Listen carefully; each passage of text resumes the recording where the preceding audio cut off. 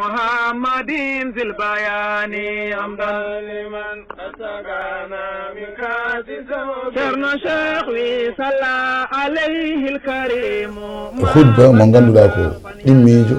مشير شيخ ودي أنساها كانكو دميتندو ويا الحمد لله الذي جل جلاله ودام عزه والأولى والحكم نافذ في الآخرة والأولى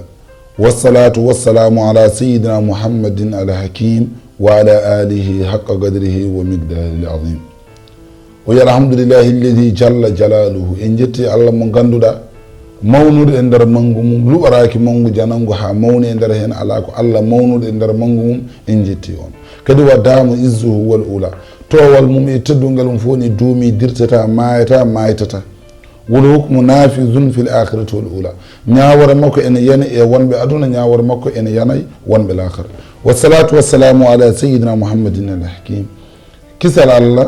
e yurmeno mum yo wone muhammad mo ganduda ko on woni al hakim woni ñeño jom ñeñal o kanko rasul sallallahu alaihi wasallam وعلى آله حق قدره ومقداره العظيم وعلى آله كدي وانا قال مكو حق قدره فدنا الله ومقداره العظيم كدي فد مكو مون ده الله عندي ده عباد الله ايه من جبل ادكروا ميچو ده يوم انتقالكم من الدنيا الى القبور ميچو ده اغود من بيدن اغود ادنا تا الى اخر وما يكون لكم فيها من عذاب وسرور كدي weltare nanton كويته لبت نمتون وبعد يكون على صراط المرور شغل قبري لبت مودم امبلان مودم فامن دي على صراط المرور كني ويرتوتوبي كويته بوم صراط وليكم بين يدي الملك القدوس الصبور ما ان كوتشي ياسو الله مون غاندودا كو مونجو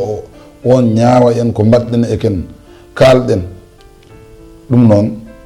ibadallah iddaki yawmal hisab tawi ko ɗum miccude ñalawma hasbo yoma tatawajjahuna ila ghafiri zambi wa qabili taw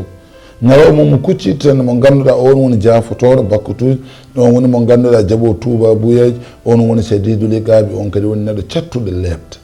ziɗɗawli on woni joom dokke la ilaha illa huwa en jiyani ene yodde rewede sowona kanko ilaykil masiru koye makko woni wattande walma aabi hayi kanko woni kadi ruttorde iddakiru miccuɗe yowma tatafarraquna fariqun minkum fil janna fa fin ni'mati da'imun fa fin ni'mati da'imun miccoɗe ñalawma mo ganduɗa ceerugol hakkude moɗon wonene mon ko aljanna goni ene gone nema mo ganduɗa duuniɗo majjata ha mayta walladina fi nnari fa fil azabi muqimun ene hen fedde hiddinde ɓen koye nder jeygol luppata ɓen ko nder toon luttata allahumma ajalna ma'ashiral mustami'in yo allah waɗen e dental heɗotoɓe wol muslimin allah waɗa en julɓe min ahlil janna allah waɗa en yimɓe aljanna wanajina min naari darayni allah dande en jeygol aduna e laakal wajalna minha wiqayatan wa hujjatan bi hurmati sayyidina muhammadin sallallahu alayhi wa sallam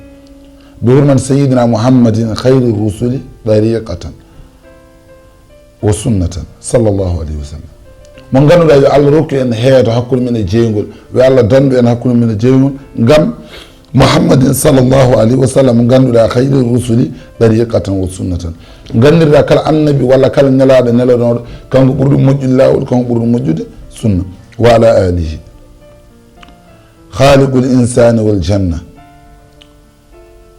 allahumma ajal mahallana mahallat tuga sirchikh wi allah wat nokku amin nokku kulol allah wal yaqina e yananede wal ma'adin ulumi e ƴogirɗe gandal al mubarakati barkin woddine din wala tuzil fina man yurshidu l khalqa ila sunnati sayyidi l mursalin woto seere e amen mo ganduɗa e nder galle amen e nder leñol amen e nder diwan amen mono fewno tagore nde kala saaha garɗo min dañi mono jangguinimɓe ɓe din ma damati samawatu muqimatan mal ardin muqimatan ma damati samawatu muqimatan mal ardin ɗon asman o ini ɗon asman o ɗini ñiiɓi ɗi dirtani ɗon leydi ndiɗi jiiɓi dirtani allahumma ajal masajidana ma'muratan bil musallina wal waridina yo allah waɗa jamaji men nokkuji juulateɗi allah waɗa jamaji men nokkuji birdeteɗi wajal qulubana wa quluba man yanzur ilayna allah waɗa ɓerɗe men walla ɓerɗe kadi kala ndaaro en mamlu'atan bi khashyati rabbil alamin taw ɓerde mum ne heewi kulol allah allah hulna en hoore mum kala jiyowo en kadi hula allah allahumma ighfir lana wa liwalidina ولمن حضر مجلسنا والمسلمين والمسلمات الأحياء منهم والميتين آمين يا رب العالمين يغفر الله لنا ولكم والجميع المسلمين حسبنا الله ونعم الوكيل نعم المولى ونعم النصير